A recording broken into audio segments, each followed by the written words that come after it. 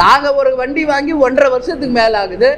அதை ஏதோ திருப்பதிக்கு எடுத்துகிட்டு போனால் அது இப்போ என்னமோ இப்போ தான் வாங்குறோன்றாங்க. என்ன இவங்க அப்படின்னு ஒரு வண்டி வாங்குற தகுதி கூட கேப்டன் குடும்பத்துக்கு இல்லையா? நான் கேட்குறேன். ஒரு கார் வாங்குற தகுதி ஒரு கேப்டன் குடும்பத்துக்கு இல்லையா? கொடுத்து கொடுத்து சிவந்த கரத்துக்கு சொந்தக்காரர் கேப்டன். தான் சம்பாதித்ததில் 90% மக்களுக்காக உதவி செய்தவர் கேப்டன். அவர் செய்கிற ஒரு உதவிக்கும் பின்னாடி இருந்தவள் நான் என்பது இந்த உலகம் அறியும். அதனால குறை சொல்ற வாய் குறை சொல்லிக்கிட்டு தான் இருக்கும், கொலைக்கிற நாய் கொலைச்சிக்கிட்டு தான் இருக்கும். அவர்களுக்கெல்லாம் பதில் சொல்ல வேண்டிய அவசியம் தேமுதிகவுக்கோ எங்களுக்கோ கிடையாது என்பதை உறுதியாக நான் சொல்றேன். தேமுதிக 0.5% தர விட்டுருங்க எங்களை. ஏன் பேசுறீங்க தேமுதிக பத்தி? 0.5 கட்சி 0.5 கட்சி 0.5 கட்சி. இவங்களுக்கு எதுக்கு ராஜ்யசபா கொடுத்தாங்க, இவங்களுக்கு எதுக்கு எம்எல்ஏ சீட் இவ்வளோ கொடுக்குறாங்க? உங்களுக்கு தெரியுமா எவ்வளோ சீட்டு கொடுத்தது? யாருக்காவது தெரியுமா? ஒவ்வொரு விவாதத்திலையும் ஒவ்வொரு யூடியூப்லையும் ஏன் அதை பற்றி விவாதிக்கிறீங்க? ஏன் விவாதிக்கிறீங்க நான் இன்னைக்கு கேட்குறேன். 0.5 கட்சி தானேப்பா? ஆமாம் 0.5 தான், விட்டுருங்க எங்களேன்ற. நான் ஏன் விவாதத்துக்கு கொண்டு வரீங்க?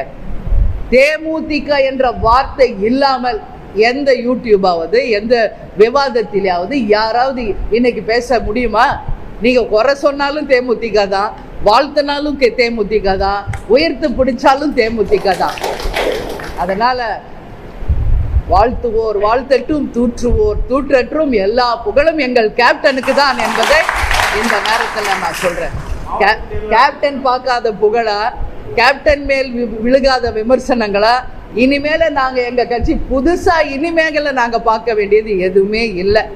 எங்கள் தலைவர் இருந்த காலத்திலே 21 வருஷமா புகழ்ச்சியையும் பார்த்துட்டோம், அவமானங்களையும் சந்திச்சிட்டோம், துரோகங்களையும் சந்திச்சிட்டோம். எல்லாத்தையும் கடந்து வந்தவர்கள் தான் தேமுதிக. அதனால் இது போன்ற உண்மைக்கு புறம்பான செய்திகளை நிச்சயமாக நாங்கள் எங்கள் கருத்தில் கொள்ள மாட்டோம். அதனால் குறைப்பவர்கள் குறைக்கட்டும், அதை பற்றி குறை சொல்பவர்கள் சொல்லட்டும். அதற்கு எங்களுடைய விமர்சனம் குறைக்கிறவங்க குறைச்சிக்கிட்டு தான் இருப்பாங்க, நாய் மாதிரி சொல்கிறவங்க சொல்லிட்டு தான் இருப்பாங்க. அதை பற்றி எனக்கு கருத்து கிடையாது. எங்கீங்க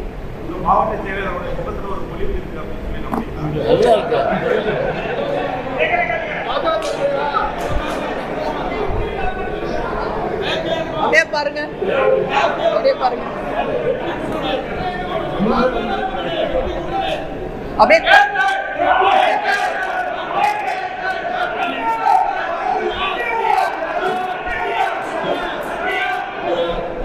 1000 இல்ல 1000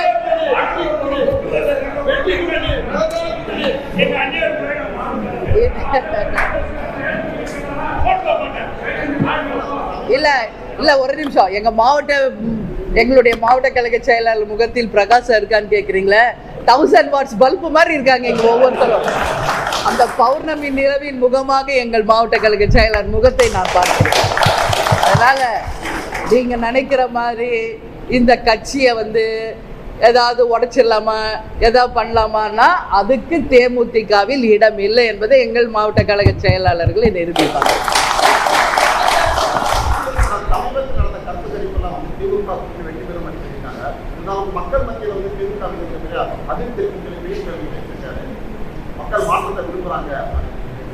எதிர்கட்சியில் இருப்பவங்க எதிர்கருத்து தான் சொல்லுவாங்க, பின்ன அந்த வாழ்த்தியா பேசுவாங்க.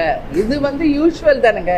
யாருமே ஒரு 5 வருஷம் ஆட்சி செய்தால் அந்த கட்சியின் அந்த ஆட்சியின் மீது இருக்கின்ற குறைகளை மக்களும் சுட்டி காட்டுவாங்க. நாங்களும் பல்வேறு முறை சுட்டி காட்டி இருக்கிறோம். எதிர்கட்சியில் இருப்பவர்களும் சுட்டி காட்ட தான் செய்வாங்க.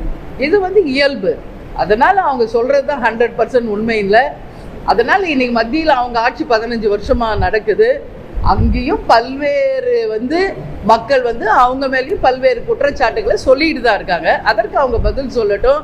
சமீபமாக சிலிண்டர் விலை உயர்வு, பெட்ரோல் டீசல் விலை உயர்வுக்கு இதற்கு அவர் பதில் சொல்லட்டுங்க. அதற்கு பிறகு மற்றவர்களை பற்றி அவர்கள் விமர்சனம் செய்யட்டும்.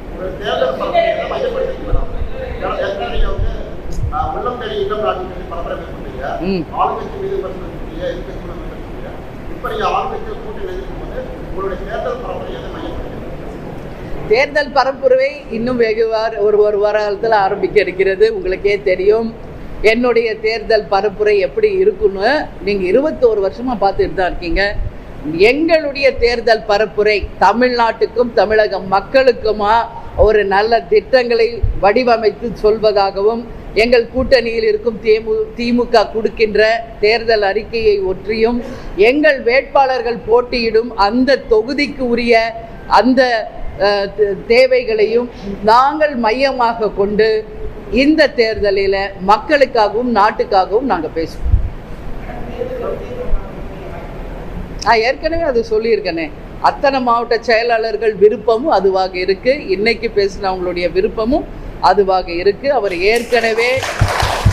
அவர் ஏற்கனவே எம்பி தொகுதியில், அதாவது விருதுநகர் தொகுதியில் போட்டியிட்டு வெற்றி பெற்று அந்த வெற்றி பறிக்கப்பட்டதும் எல்லோருக்குமே தெரிந்த ஒரு உண்மை. அதனால நிச்சயமாக அவர் போட்டியிடுகிறாரா இல்லையா என்பதை எங்கள் மாவட்ட கழக செயலாளர்கள் எல்லாரையோடையும் நாங்கள் பேசி உரிய நேரத்தில் உங்களுக்கு அறிவிக்கிறோம்.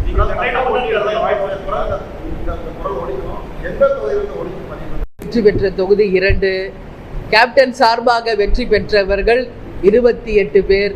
அதனால் 234 தொகுதியிலும் நான் போட்டியிடணும்னு விருப்ப மனு கொடுத்தவங்கள நிறைய பேர் எழுதி கொடுத்துருக்காங்க. ஸோ என்னை பொறுத்த வரைக்கும் நான் 234 தொகுதிகளிலும் போட்டியிட வேண்டிய ஒரு வேட்பாளர் என்பது தான் எங்கள் மாவட்ட கழக செயலாளர்களுடைய விருப்பம். இங்கே இருக்கிறவங்க எல்லாரும் என்ன கேட்குறேன், எங்கள் மாவட்டத்தில் போட்டியிடுங்க அப்படிதான் ஒவ்வொருத்தருமே இங்கே சொல்கிறாங்க. அதனால் கொஞ்சம் வெயிட் பண்ணுங்கள்.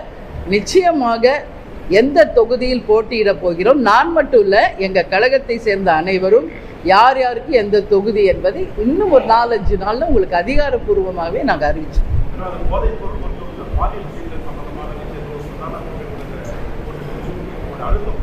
இல்லை அது ரொம்ப ரொம்ப கண்டிக்கக்கூடிய ஒரு விஷயம். தொடர்ந்து என்னுடைய அறிக்கைகளை நீங்கள் பார்த்துக்கிட்டு இருக்கீங்க.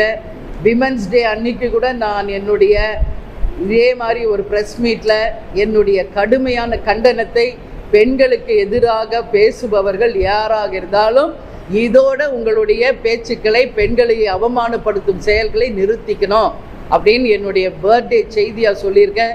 என்னுடைய பிறந்த நாளே பெண்களுக்குரிய நாளாக நான் அறிவிச்சிருக்கிறேன். எனவே பெண்களுக்கு எந்த ஒரு பாலியல் வன்கொடுமையோ சீண்டலோ எந்த ஒரு தவறுகளோ நடந்தால் தேமுதிக முதல் ஆளாக களத்தில் இறங்கும் என்பதில் எந்த மாற்று கருத்தும் யாருக்கும் எப்பொழுதும் தேவையில்லை. நானே ஒரு பெண் தலைவர், என்னுடைய முழு சப்போர்ட் லேடிஸ்க்கு என்னைக்கும் உண்டு என்பதை தெரிவிச்சு. ஓகே, நன்றி. நீங்கள் எல்லாரும் இருந்து சாப்பிட்டுட்டு போகணும்னு சொல்லி